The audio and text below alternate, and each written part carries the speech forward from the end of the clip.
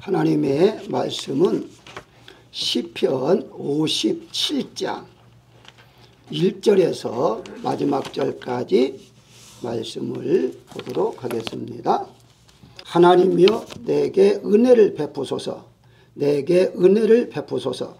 내 영혼이 주께로 피하되 주의 날개 그늘 아래에서 이 재앙들이 지나기까지 피하리이다. 내가 지존하신 하나님께 부르짖으며 곧 나를 위하여 모든 것을 이루시는 하나님께로다. 그가 하늘에서 보내사 나를 삼키려는 자의 비방에서 나를 구원하실지라. 하나님이 그의 인자와 진리를 보내시리로다. 내 영혼이 사자들 가운데에서 살며 내가 불사르는 자들 중에 누웠으니 곧 사람의 아들들 중에라. 그들의 이는 창과 화살이요 그들의 혀는 날카로운 칼 같도다. 하나님이여 주는 하늘 위에 높이 들리시며 주의 영광이 온 세계 위에 높아지기를 원하나이다. 그들이 내 걸음을 막으려고 그물을 준비하였으니 내 영혼이 억울하도다. 그들이 내 앞에 웅덩이를 팠으나 자기들이 그 중에 빠졌도다. 하나님이여 내 마음이 확정되었고 내 마음이 확정되었사오리. 내가 노래하고 내가 찬송하리이다. 내 영광아 깰지어다. 비파와 수금아 깰지어다. 내가 새벽을 깨우리로다. 주여 내가 만민 중에서 주께 감사하며 문나라 중에서 주를 찬송하리이다. 무릇 주의 인자는 커서 하늘에 비치고 주의 진리는 궁창에 이르나이다. 하나님이여 주는 하늘 위에 높이 들리시며 주의 영광이 온 세계 위에 높아지기를 원하나이다. 아멘. 4절 말씀에 보면 내 영혼아 내 영혼이 사자들 가운데 살며 불사른 자들 중에 누웠으니 라는 말씀은 다윗이 생명의 위협을 느끼면서 승리의 노래를 부른 게 시편 57편인데요. 거기에 사자들 가운데 내가 살고 또 불사르는 자 중에서 지금 누워있는 형편이다. 한마디로 언제 죽을지 모르는 형편에 살고 있다. 그렇게 지금 고백하고 있습니다. 그러면서 결국은 승리했는데 어떻게 승리할 수 있는가 하는 것을 오늘 본문 말씀에 잘 기록되어 있습니다. 옛날에는요 한 집에서 3대가 살았던 적이 많았습니다. 이것을 대가족 시대라 그렇게 말을 했어요. 그러나 이후에 한 세대가 모여 사는 것이 아니라 따로따로 살면서 핵가족 시대가 되었던 것이죠. 한국적으로 말하면 80년도 정도에서 핵가족이 이루어지기 시작합니다. 물론 다른 나라도 거의 마찬가지일 거예요. 그런데 오늘날에는요 이제 핵가족보다는 아예 한 세대 가정들이 많아진다는 거예요. 한국은요 작년에 통계해 보니까 10가정 중에 4가정이 혼자 살고 있다는 것입니다. 그만큼 생명도 길어졌지만 홀로 사는 사람들이 많아졌다 이렇게 보는 건데요. 자 이렇게 하다 보니까 자연스럽게 쓸쓸한 거 외로운 거 고독한 마음들이 갖게 될 수밖에 없다는 것이죠. 그런데 사실은요 인생 자체가 홀로 사는 거다 이렇게 성경을 말하고 있습니다. 아니 성경에 많은 사람들이 함께 살고 있는데 인생 자체가 얘 혼자냐라고 질문할 수가 있어요. 어떤 이렇게 말할 수 있습니다. 저는 부모님과 형제 자매들이 함께 살고 있는데요 이렇게 말할 수도 있습니다. 그러나 정말 혼자가 되어서 혼자 사는 사람도 있지만 함께 살아도 혼자라는 느낌이 들 때가 있습니다. 그것을 무엇을 의미하느냐 바로 오늘 본문에도 잘 나옵니다만 다윗이 정말 혼자 있었느냐 아니에요. 다윗이 사울왕이 죽이려고 할 때에 그 다윗 왕을 따르는 사람들이 있었어요. 그런데 그 사람들에게는 다윗에게 하나라도 도움을 줄 수 있는 사람들이 아니었습니다. 그러다 보니 숫자만 많았지 다윗 입장에서는 혼자가 될 수밖에 없었다는 것이거든요. 우리가 잘 아는 대로 야곱이 고향 땅을 향해서 왔을 때에 야복강가에서 혼자 하나님 앞에 기도하는 내용을 볼 수 있어요. 자녀들도 많았습니다. 아내들도 있었어요. 그리고 자기들이 귀했던 종들도 많았습니다.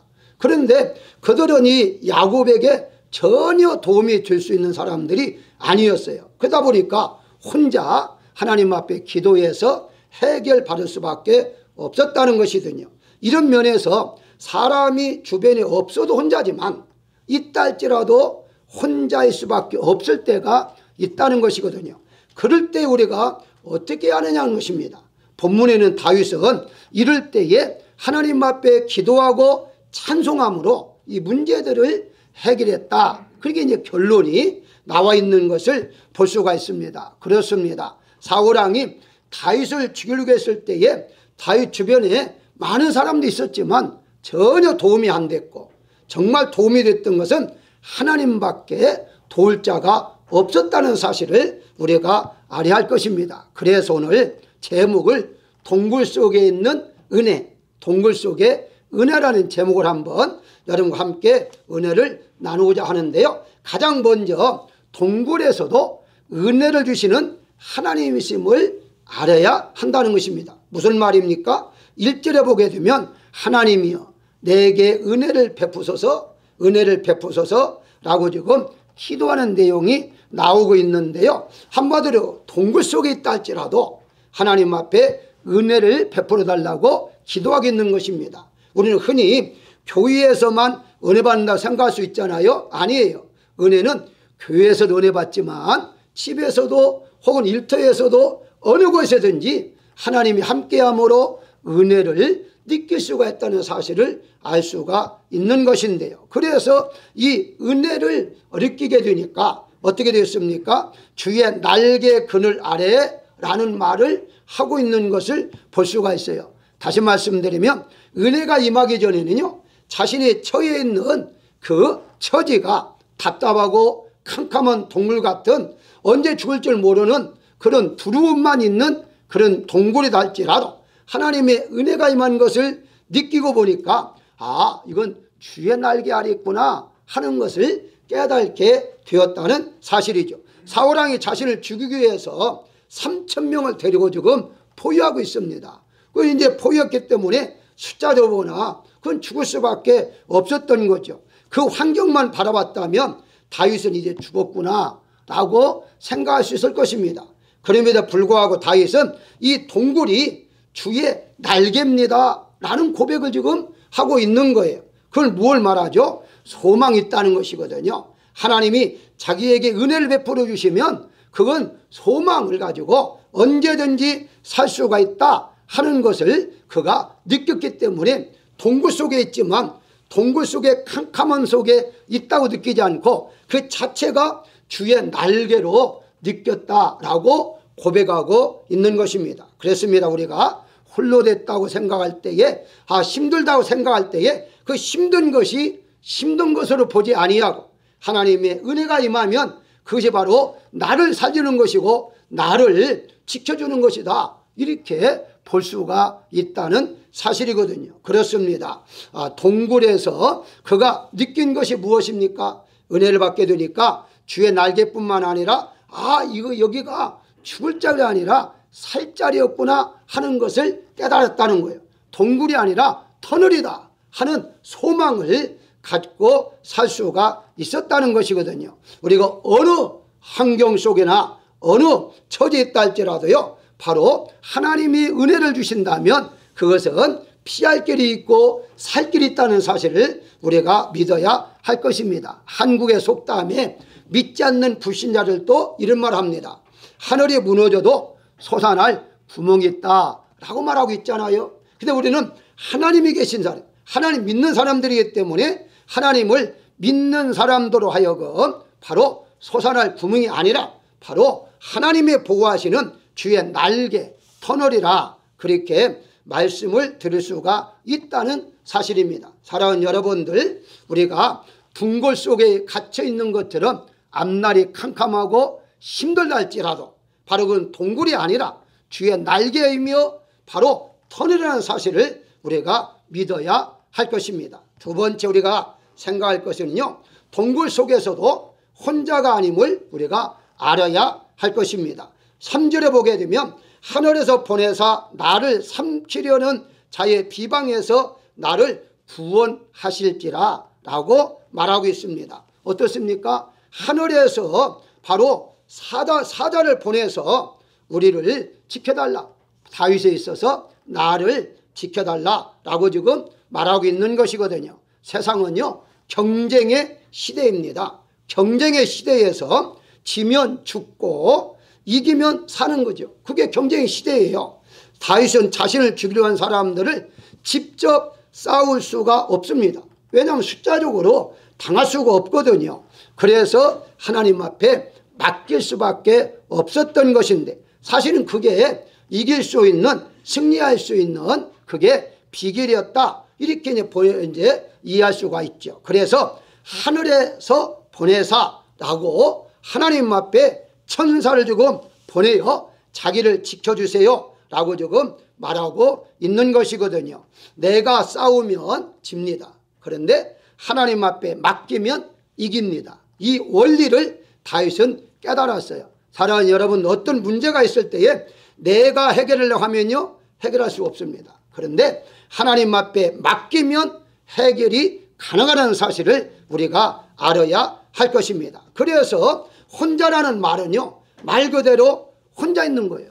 혼자, 나밖에 없는 것을 혼자라 그렇게 말하거든요. 그런데 아까 말씀드린 대로 다른 의미도 있는데, 나를 도와주지 못한 사람들, 즉 주변에 사람이 많지만 나에게 전혀 도움이 되지 못하는 사람이 많이 있다 할지라도 역시 그 사람은 혼자입니다.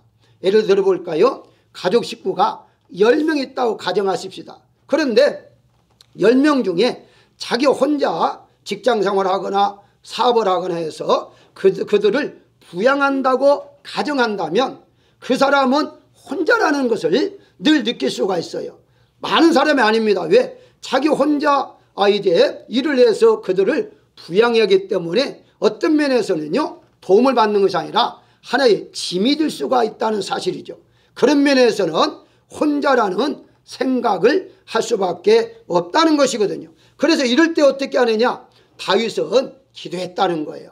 찬송했다는 거예요. 그래서 이 모든 문제들이 해결받을 수가 있었는데요. 그러면 주변에 있는 사람들이 왜 도움을 못 줬느냐? 사무엘상 22장 1절부터 보게 되면 다윗이 압둘람 굴로 도망하며 그의 형제와 아버지 온 집이 듣고 그리로 내려가서 그와 함께 이르렀다라고 그래요. 그리고 그 다음에 환난당하는 자, 빚진 자, 마음이 원통한 자가 다 그에게 모였다라고 말을 해요. 한마디로 세상에서 낙오자들, 빚진 자, 도망자, 힘이 없는 자, 병든 자, 이런 자들은 왔어요. 그러니까 그 사람들에게 도움을 받기는커녕 400여 명이라는 사람을 도리어 도와줄 수밖에 없는 그런 입장이 있잖아요. 어느 때에 어떤 분이 그런 말을 하더라고요. 목사님, 제가 생명을 조금 생애를 포기하고 싶어요. 왜냐 했더니 남편도 자기를 바라보고 있고 자녀들도 자기만 바라보고 있고 자기가 몸이 아파도 한 시간도 쉴 수가 없다는 거예요. 하루만 쉬어도 생활할 수가 없으니까 아픈 몸을 이끌고라도 일을 하는데 내가 왜 이렇게 살아야 하는가, 이런 생각을 가질 때가 있기 때문에 차라리 이렇게 살 바에야 내가 생애를 지금 포기한 낫지 않겠느냐, 이런 생각을 가질 때가 있었다는 거예요. 그 상태가 바로 혼자라는 것입니다. 그 상태가 주변에 많은 사람이 있지만 전혀 나에게 도움이 안 된다면 그게 자기는 혼자일 수밖에 없는 것이거든요. 미국에 이민생활을 하면서 그런 분들이 참으로 들어있는 것을 저는 들었습니다. 너무 힘들 때에 이제 캘리포니아는 그래도 가까운 바다가 있으니까 바닷가에 가서 목 놓아 울었다는 분들도 가끔 있어요. 너무 힘들으니까, 살기가 너무 이제 힘들으니까 눈물로 이렇게 지새울 날이 많았다는 거예요. 그런데 여러분 분명히 아십시다. 다윗도 그런 환경에 있었어요. 그런데 다윗은 그런 가운데 속에 혼자가 아님을 깨달았습니다. 누가 있었습니까? 하나님이 자기와 함께 있음을 깨달았던 거예요. 그래서 우리 믿는 사람들은요 어떤 경우라도 혼자가 아니라는 사실을 믿으셔야 말입니다. 하나님이 여러분과 함께 하실 것입니다. 실질적으로 혼자라도 하나님은 함께 하실 것이고 주변에 많이 있는 사람일지라도요, 그 사람과 함께 한다는 사실을 우리가 알아야 할 것입니다. 그래서 세상에서는요, 다 가진 사람이 있잖아요. 예를 들어서 돈도 있고 집도 있고 자동차도 있고 가족도 있고 좋은 이제 환경 속에 있다 할지라도요, 마음이 늘 허전한 사람이 있어요. 다 갖췄는데 마음이 가득 채워지는 마음이 없이 텅 빈 마음을 가지고 사는 사람이 있다는 거예요. 그래서 이런 사람을 가리켜서 심리학자들은요, 빈둥지 증후군이라 라고 그렇게 하나의 병면을 만들었습니다. 빈둥지, 둥지가 텅 비어 있다. 그게 다 가지고 있는데 마음은 허전하다. 이런 사람들이 하나의 병이라 라고 진단을 내리고 있거든요. 그렇습니다. 다 가졌다 할지라도 이룰 수가 있거든요. 반대로 또 너무 없기 때문에 이룰 수도 있어요. 근데 우리 기독교인들은요, 상관없습니다. 있어도 없어도 상관없이 하나님이 나와 함께 하기 때문에 바로 혼자가 아니라는 것으로 우리가 알 수가 있다는 사실이에요. 그래서 다윗이 비록 동굴로 숨어서 있었지만, 이곳에 하나님이 있었구나. 그러니까 하나님이 나와 함께 하는구나. 주의 날개구나. 나를 덮고 있구나 하는 것을 깨닫고 기도하며 찬송할 수가 있었다는 사실입니다. 사랑하는 여러분들, 혼자 있다고 생각하지 마시고요, 항상 하나님이 함께 한다는 사실을 믿으시기를 주의 이름으로 축원합니다. 세 번째 생각할 것은요, 동굴 속에서는요, 찬송을 받으시는 하나님이 계심을 알았습니다. 우리는 흔히 찬송과 기도는 교회에서 하는 걸로 생각할 수 있잖아요. 그래서 믿음이 없는 분들은요, 찬송을 교회에서만 하지 집에서는 전혀 한 번도 부르지 않는 분도 있다고 그래요. 이게 초신자들은 가능하지요. 왜냐하면 찬송은, 기도는 교회에서 하는 걸로 생각하기 때문에. 그런데 그렇지 않습니다. 찬송과 기도는요, 지역을, 장소를 초월해요. 어디든지 내가 있는 곳에, 그곳에서 기도하고 찬송할 수가 있었다는 거예요. 자, 그런데 동굴 속에서 찬송을 하나님 받으셨다? 무슨 의미입니까? 7절에 보니까 내가 노래하고 내가 찬송하리이다. 9절에 주께 감사하오며 주를 찬송하리이다 라고 말을 해요. 아니, 찬송하면 했지, 그게 뭐 대단한 거냐 라고 생각할 수 있잖아요. 그런데 아닙니다. 그 환경을, 우리가 배경을 본다면 좀 숨어 있잖아요. 숨어 있으면요, 조용해야만 되잖아요. 발각은 안 돼요. 그런데 거기에서 기도했다, 찬송했다, 그러면 저 굴 속에 있구나 하는 걸 알게 되잖아요. 그러니까 산에 지금 이렇게 포유해서 지금 그 적군들이 있는데, 어느 동굴에 소리가 난다, 그럼 저 동굴에 숨어 있다, 그러면 쳐들어올 수밖에 없는 형편이 나는 거예요. 그렇기 때문에 이런 때에는 조용해야 하는데 찬송했다, 이건 다른 말로 말하면요, 용기가 없으면 안 돼요. 믿음이 없으면 안 돼요. 그렇기 때문에 내가 노래하고 내가 찬송하리라 하는 말은요, 하나님이 어디든지 찬송과 기도는 받으신다는 것을 믿었기 때문에 그 환경 속에서도 찬송할 수가 있어요. 제가 목회하면서요, 가끔씩 상담하면서 그런 말을 들을 때가 있어요. 힘들어도 기도하고 찬송하십시오 라고 하면요, 목사님 너무 힘들리니까 찬송도 안 나와요, 기도도 안 나와요, 이런 분이 있어요. 저도 이해는 해요. 사람이 너무 힘들면요, 밥도 너무 사람이 힘들면 밥이 넘어가지 않는 것처럼 바로 그럴 때가 있어요. 그래도 찬송해야만 됩니다. 그래도 기도해야만 됩니다. 왜냐하면 그렇다고 해서 찬송이 안 나오는데 기도 안 나온다 그러면서는 더 무너질 수밖에 없어요. 그런다 할지라도요, 그래서 우리가 아픈 사람에게 옆에서 어떻게 조언합니까? 아니, 밥맛이 없어요, 입에 넘어가지 않아요, 그래도 한술만 먹어봐, 한술만 먹어봐 그러잖아요. 그래서 한술이라도 먹이려고 하는 것이 뭡니까? 들어가야 기운이 생기니까 한술이라도 먹이려고 하는 것처럼, 아무리 어렵다 할지라도 기도가 안 나와도요, 한마디를 해야만 됩니다. 기도하고 찬송하고 기도하고 찬송할 때에 하나님은 어느 곳에든지 받으신다는 사실이에요. 오늘날에 교인들의 문제점을 여러 가지 분석한 분이 계시는데요, 그 중에 하나가 점점점 기도가 없어진다는 거예요. 교인들이 점점점 찬송이 없어진다는 거예요. 그러니까 기도와 찬송이 없어진다는 무슨 말입니까? 영적으로 병든다는 얘기예요. 결국은 하나님의 도우심을 많이 받을 수 없다는 얘기입니다. 자신이 많이 하고 있다고 생각하는데 아니다는 것을 알 수가 있는 것이거든요. 그래서 오늘 보니까 7절에 내 마음이 확정되었고 확정되었사오니 라는 말을 해요. 자, 확정되었다 무슨 말입니까? 새 번역으로 제가 한번 다시 소개하겠습니다. 새 번역은 어떻게 번역했느냐? 하나님, 나는 내 마음을 정했습니다. 나는 내 마음을 확실하게 정했습니다. 라는 그 말이에요. 뭘 정했습니까? 이런 환경 속에서도 기도하고 찬송해야겠다. 그래서 그 다음에 8절에 7절에서 확정하고 확정했다고 하면서 그래서 9절에 또다시 감사하고 찬송하리라 라고 말하잖아요. 그러니까 노래 찬송하기 전에 확정했다는 말이 먼저 나오잖아요.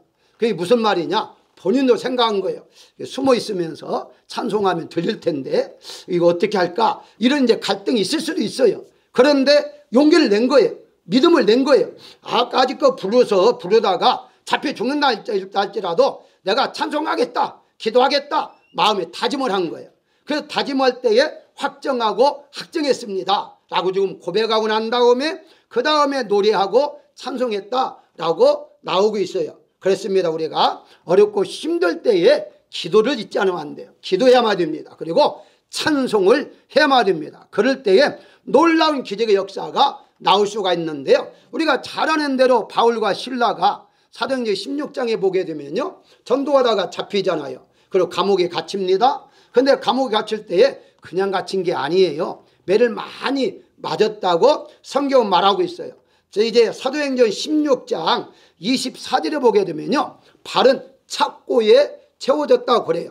착고란 말은요, 옛날에 이렇습니다. 옛날에는 그 감옥이 그 밑에 지하로 만들었어요. 지하로 만들어 가지고 가장 깊이, 이제 죄가 많이 범한 사람은 가장 깊은 데 넣어놨어요.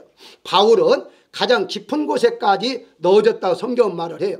그래서 벽에 구멍을 이렇게 뚫어놔요. 구멍을 뚫어놓고서 발을 구멍 속에 넣고서, 그리고 이제 착고라는 거, 그게 바로 이제 그 쇠붙이로 만들어서 꼼짝 못하게 그 묶어놔 버립니다. 그러니까 그 구멍 속에 발을 넣고서 움직일 수가 없는 거예요. 움직이고 싶어도 못 움직이는 거예요. 그 몸은 매를 맞아서 힘들죠. 발은 움직일 수가 없죠. 그런 상태 속에서 어떻게 기도와 찬송이 나오겠어요. 근데 성경 어떻게 말합니까? 그런 가운데 속에 있는데도요, 기도했다고 그래요. 찬송하니까 죄수들이 듣더라 그렇게 말하잖아요. 그런데 놀라운 역사가 나타납니다. 16장 26절에 갑자기 지진이 일어나고 메인 것이 풀어지며 옥문이 열렸다라고 성경은 증언하고 있습니다. 그렇습니다. 우리가 어떤 문제가 있을 때에 바로 그 문제를 해결하기 위해서 사람을 의지하거나 사람을 찾아내는 것도 중요하겠지만 가장 먼저 할 일은 무엇입니까? 기도하고 찬송을 해야 한다는 거예요. 하나님 앞에 기도하고 찬송할 때에 하나님이 사람도 잘 만나게 해서 해결시켜 주는 것인데, 기도 없이 만나잖아요. 도리어 어려운 사람 더 어렵게 사기꾼이나 만날 수 있다는 사실을 우리가 알아야 한다는 것입니다. 그래서 지금 당장 다윗에게 필요한 것은 일반 사람이 생각할 때에 뭐가 필요해요? 군대가 필요하잖아요. 군인들 3,000명이 만약에 쳐들어온다. 그들과 대항해서 싸울 수 있는 사람들은 군인이 필요하잖아요. 그렇다면 다윗이 군대 장관, 한마디로 국방부 장관까지 했기 때문에 다윗을 지지하는 사람도 있을 거예요. 그럼 인간의 방법으로 사람을 멀리 보내가지고 그 장교를 설득을 해서 내가 이렇게 어려우니까 네가 좀 군인들을 데리고 와서 반역 좀 해달라. 내가 왕이 되면 너를 내가 높은 곳에 세우겠다. 얼마든지 가능하잖아요. 그게 이제 세상 사람이 하는 일들이죠. 다윗도 얼마나 할 수 있었습니다. 그럼에도 불구하고 다윗은 당장 필요한 것이 기도와 찬송이라는 사실을 알고서 기도와 찬송을 통해서 놀라운 역사를 이제 체험했다는 사실을 우리가 볼 수가 있습니다. 사랑하는 여러분들, 우리가 어렵고 힘들 때일수록 더 기도하십시오. 아니면 평안하니까 기도할 필요 없다. 아니요. 평안해도 기도하십시오. 그러면 하나님께서 기도하는 자는요, 찬송하는 자는요, 항상 어디 있든지, 동굴에 있든지 산에 있든지 왕궁에 있든지 상관없이 하나님이 함께 한다는 사실을 우리가 알아야 할 것입니다. 마지막으로 생각할 것은 동굴 속에서 소망의 하나님을 이제 계심을 깨달아 알았는데요. 8절에 보게 되면 내가 새벽을 깨우리라 라고 말하잖아요. 이 말씀을 근거해서 어떤 분들은요, 이 57장만 읽으면 많은 설교를 들은 분은요, 오늘은 새벽을 깨우리라 하는 말씀을 통해 새벽기도 나오라 하는구나, 이렇게 미리 짐작을 한대요. 아마 여러분들 중에서도 새벽을 깨우리라 그러면 새벽기도 나오라 하는 것보다 이렇게 생각할 수도 있을 거예요. 물론 맞아요. 틀린 말은 아닙니다. 왜 이렇게 새벽을 깨운다는 말을 새벽기도 하라고 목사님들이 설교하느냐 할 때에 두 가지 때문에 그래요. 그 첫 번째가 뭐냐면 새벽은 누가 깨운다고 해서 깨우는 게 아니잖아요. 그냥 시간이 지나면 저절로 날이 새요. 자연적으로 밝아져요. 그러니까 새벽을 깨운다는 말은 바로 새벽에 일어나서 기도한다는 말이구나, 이렇게 해석할 수밖에 없었던 것이고, 두 번째 근거는 8절에 보게 되면 내가 새벽에 깨우라는 말씀 속에 내가라는 주가 있잖아요. 내가. 그러니까 내가 일어나서 기도하는 거, 찬송하는 거, 그게 바로 새벽 예배요, 새벽 기도라, 이렇게 해석할 수밖에 없다는 거예요. 물론 그게 잘못된 해석은 절대 아니에요. 저도 지지해요. 뭐 그럴 수 있어요. 그런데 여기 좀 다윗이 말하고자 하는 것은요, 새벽 기도를 말하지 않아요. 뭘 말할까요? 만약에 내가 새벽을 깨우려는 그 구절만 있다면 맞다고 볼 수 있어요. 근데 잘 보십시오. 어떤 말씀 같이 있으며 8절에 영광아 깰지어다, 비파야 수금아 깰지어다 그러잖아요. 아니 새벽만 깨운다는 말이 아니라 영광을 깰지어다, 비파와 수금을 깬다. 아니 비파와 수금을 어떻게 깨겠어요? 어떻게 깨겠어요?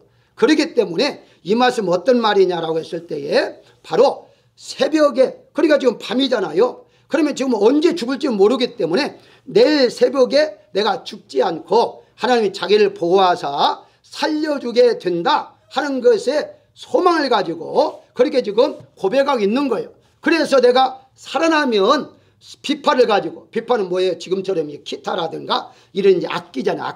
악기를 가지고 하나님 앞에 영광을 돌리겠습니다 라는 뜻으로 볼 수가 있는 거죠. 다시 말씀드립니다. 새벽에 일어나서 기도한다는 것도 맞아요. 틀린 말은 아니지만 바로 또 하나의 다른 의미가 있는데, 다윗 입장에서는 바로 이제 동굴 속에 있으면서 언제 죽을지 모르는데 하나님이 나를 내일 아침에 깨워줄 것이다. 내일 아침에 나를 바로 붙들어줘서 죽지 않게 하실 것이다. 그렇기 때문에 나는 악기를 가지고 하나님 앞에 영광을 돌릴 것이다 하는 소망을 가지고 고백한 말이다 라고 볼 수가 있는 것입니다. 무슨 말입니까? 우리는 어떤 환경 속에 있다 할지라도요, 소망을 가져야 한다는 거예요. 어떤 형처지에 있다 할지라도요, 소망을 갖지 않으면 안 돼요. 미래를 바라봐야 됩니다. 환경을 바라볼 때 답답할 때가 있어요. 자녀를 바라볼 때 참 안타까울 때가 있어요. 그런다 할지라도요, 그 속에 하나님께 나에게 주신 비전, 나에게 주신 소망이 있다면 얼마든지 그 어려움들을 이겨나갈 수가 있다는 사실이죠. 우리가 잘 아는 대로 엘리야가 850 적군과 즉 거짓 선지자 싸워서 이겼잖아요. 얼마나 대단합니까? 그래서 능력의 선지자 그러면 엘리야라고 그래요. 그런데 엘리야가 그렇게 싸워 이겼는데도요, 이세벨 여인 황후지만은 여인이 죽이려고 한다 그러니까 도망가잖아요. 그래서 이제 노뎀나무라는 그 밑에서 하나님 앞에 죽여달라고 기도합니다. 하나님께서 그를 이렇게 살려주는데요, 어떻게 기도합니까? 홀로 남았다 그래요. 혼자밖에 없습니다. 나만 홀로 남았습니다. 두 번씩이나 강조하거든요. 그런데 하나님께서는 아니다라고 그래요. 그러면서 열왕기상 19장 18절에 보게 되면 7,000명을 남아있다라고 말하고 있습니다. 근데 그거 글을 잘 읽어보시면요, 남기리라 라고 말해요. 남겼다는 거예요. 그 말은 무슨 말입니까? 하나님께서 남겨놓았다 라고 말씀하고 있어요. 그 말은 다른 말로 말하면 너만 혼자 있는 것이 아니라 너처럼 바알의 우상에 무릎을 꿇지 아니하는 순수하게 하나님만 믿는 자가 7,000명에 있어. 그건 내가 그렇게 만든 거야 라고 알려줬어요. 그 소리를 듣고서 이제 달려가죠. 어디까지 갑니까? 호렙산까지 가잖아요. 그리고 거기에 세밀한 음성을 들어요. 그러고 난 다음에 다시 힘을 얻고서 왕을 가서 기름을 부어 왕을 세우고요, 그 다음 후계자 엘리사를 세우는 일을 감당하고 있는 것을 볼 수가 있습니다. 때로는 나 혼자밖에 없다라고 외롭다고 느낄 때에 절대 혼자가 아님을 여러분들이 분명히 기억하시고, 하나님이 나와 함께한다, 하나님께서 함께하면 아니 수천 명 수만 명이 함께한 것보다 더 놀라운 역사를 할 수가 있다 하는 소망을 우리가 가지고 살아야 할 것입니다. 전론적으로 말씀을 드리면 다윗은 주변에 400여 명이라는 사람들이 있었지만 그들은 다윗에게 전혀 힘이 되지 못한 사람이었습니다. 다시 말씀드리면 도리어 도움을 주의할 사람들이었습니다. 우리가 살아가는 과정 속에서 나만 이렇게 힘들게 살아가느냐 할 때가 있습니다. 내가 일하지 않으면 나만 바라보는 사람들이 많이 있다고 생각할 때가 있어요. 쉬고 싶어도 쉬지 못하면서 살 때가 있습니다. 어떤 분들은요, 이민 와서 그렇게 어렵고 힘들게 그렇게 생활했는데 바로 이제 자녀들로 인해서 고통을 당하는 경우도 많이 있다고 그래요. 그러니까 자녀들 위해서 고생했는데 자녀 때문에 끝까지 고통을 받고 사는 사람이 있다고 하는데요, 그래서 참 힘들다, 물론 힘들겠죠. 그런데 여러분 위로를 받으십시오. 그 가운데 속에서도 하나님이 함께하는 사실입니다. 그 가운데 속에서도 하나님은 나와 함께 하시지 나 홀로 놔주는 분이 절대 아니라는 사실을 우리가 알아야 할 것입니다. 그래서 다윗은 내가 동굴에 피했습니다라고 고백하지 않아요. 오늘 본문에 보십시오. 주의 날개 아래 라는 말을 하잖아요. 아니 지금 현재는 동굴 속에 있어요. 캄캄합니다. 그런데도 불구하고 동굴 속에 있다라고 말하지 않아요. 내가 적군을 통해 이제 피해서 동굴에 숨었습니다, 나를 살려주세요 하지 않고 주의 날개 아래 있습니다 라고 고백하고 있어요. 그렇습니다. 우리가 이제 생명과 사망이라는 그런 중요한 게 있지 않습니까? 우리가 가장 인간이 정말 하는 것이 죽음이라고 하잖아요. 그 사망이라고 그래요. 그런데 사망이라는 말을 풀어 해석하니까요, 사망, 사자가 한국적으로 해석하는 거예요. 사가 4개다는 말이잖아요. 사가 숫자로 보면 4개다. 그게 푸는데요, 어느 때 사망이냐라고 했을 때에 원망, 망자가 4개, 원망, 실망, 그다음 낭망, 절망, 이렇게 망자가 4개가 모이면 그게 사망이 돼요. 그러니까 결국은 내가 실망하지 않고 낭망하지 않고 절망하지 아니하면은 산다는 거예요. 그래서 결국은 누가 죽느냐 할 때에 어떤 문제가 있을 때에 낙심하고 낭망하고 절망하면 그건 죽는 것이고, 반대로 희망으로 우리가 소망하고 있으면 살아날 수가 있다라고 말씀하고 있습니다. 사랑하는 여러분들, 이민사회에서 어떤 환경 속에서도 힘들고 어려울 일이 있을 때에 절대 혼자가 아님을 깨달으시고 하나님 앞에 소망을 가지고 사시기를 주의 이름으로 축원합니다.